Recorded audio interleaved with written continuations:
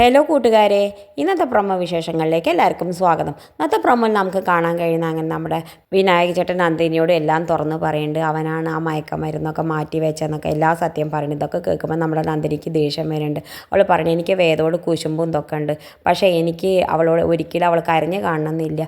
ഞാനത് അവളോടുള്ള അസൂയ കൊണ്ട് ഓരോന്ന് ചെയ്യുക, അല്ലാതെ ഞാൻ ആരെയും വേദനിപ്പിക്കാറില്ല എന്നൊക്കെ പറയുന്നുണ്ട്.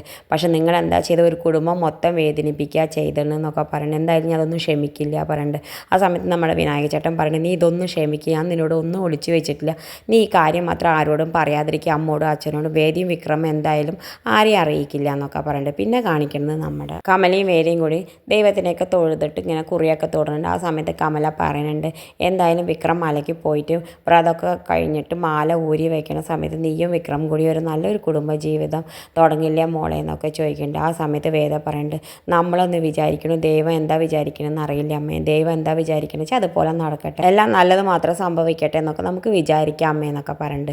എന്തായാലും പിന്നെ കാണിക്കണമെന്ന് നമ്മുടെ മാഷ് ഷൈന പ്രദർശനമൊക്കെ കഴിയുന്നുണ്ട്. ആ കഴിയുന്ന സമയത്ത് മാഷ്ക്കാണെങ്കിൽ തീരെ വയ്യാതാവുന്നുണ്ട്. ആ സമയത്ത് നമ്മുടെ വേദിയും വിക്രം ഓടി വന്നിട്ട് അച്ഛനെയൊക്കെ നീപ്പിക്കുന്നുണ്ട്.